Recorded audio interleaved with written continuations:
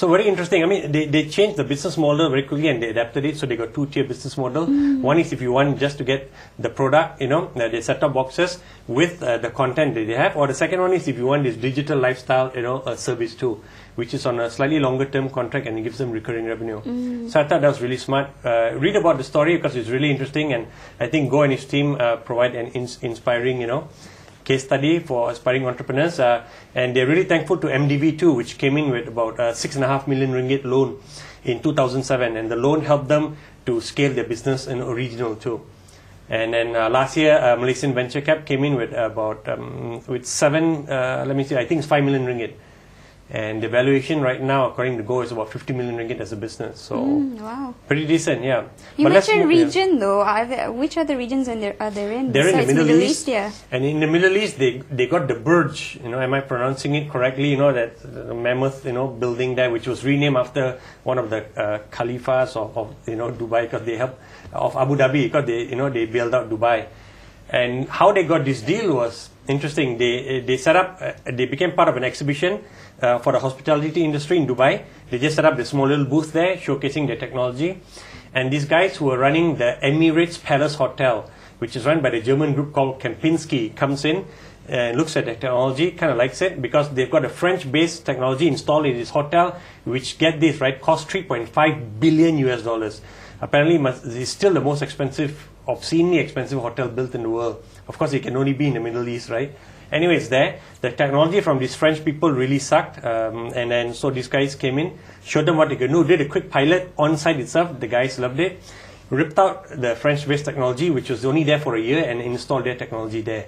And then, you know, when you have such a high-end, high-profile customer, everybody started hearing about it. Then they got people coming in to see them and to do deals. Right, so they're big in the Middle East. They're big and growing even bigger. Are they here in Malaysia?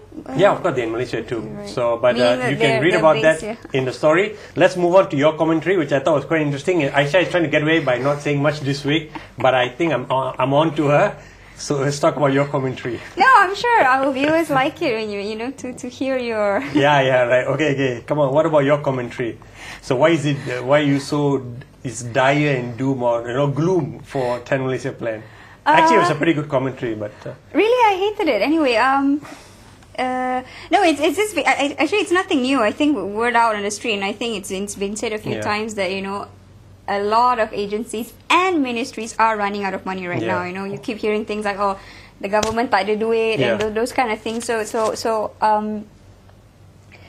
I think the 10th Malaysia plan, it is forecasted that you get a lot of cuts. Yeah. But I think some of the what I've been hearing is that a lot of the cuts are being made sort of uniformly. So it doesn't matter what your function is, what your responsibility is, how have you performed? You know, you still get cut. You know, so I think a few people have said that you know, they obviously they hope to have more, but then they had hoped that it would be based on performance. Based on performance, yeah. And in fact, I just came from interviewing Dato' Wahab, CEO of Mimos, this morning, and he echoed the same thing. He said he hopes the government, you know, bases the money they're going to give out based on performance of the agencies. Because obviously Mimos is a high-flying performing organization. I think they've turned around, you know, really well. And he said he's presenting to EPU next week, actually. Actually, defending the amount of money they want. Actually, just a side note. But then, speaking of Mimos, I mean, I've been here for a year and I've interviewed quite a few entrepreneurs, and I realized that some of the interesting technology that I've seen actually were at Mimos, surprisingly, and not from some of the entrepreneurs that are making, you know, money and stuff. So anyway, that was just a side note. So Mimos have definitely done well, but I think everybody knows that the money is going to be less. Yeah, of course. To some degree, I do agree that it should be less, because I don't think that you can't keep giving more.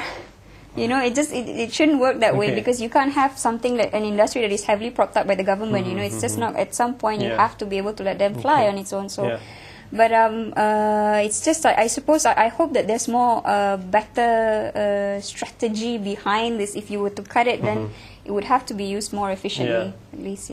Okay, but it makes sense. I mean, you have to cut, but yet, you know, with less money. Okay, we're getting the wrap-up sign ready, Aisha. I think you kind of succeeded not saying much this week. So readers, you know, our viewers, you got to read the article next week, right, to see what she said. Or by the time you watch it, actually, it's this week. So I still not got the next week, you know, and this week, right. But anyway, we got to go. We will see you next week, and I'll be writing soon about my discussion and chat with Wahab from Mimos. Very interesting, inspiring, and exciting. He's an excellent guy. His contract has been renewed for 3 years. Wow. And I'll leave you with this. He's publicly saying that his KPI for this year is to bring in 1 billion ringgit in revenue for the companies that work with Mimos, that Their share partners, technology yeah. with Mimos. Yeah. Right. And he's really sticking his neck out there because he says he wants to raise the bar. I'm using that as my term. By the way, it's just a column, and not my column, right? Yeah, I think. Anyway, enough of that self-advertising, self-selling. Have a great week ahead with technology, and we'll see you next week.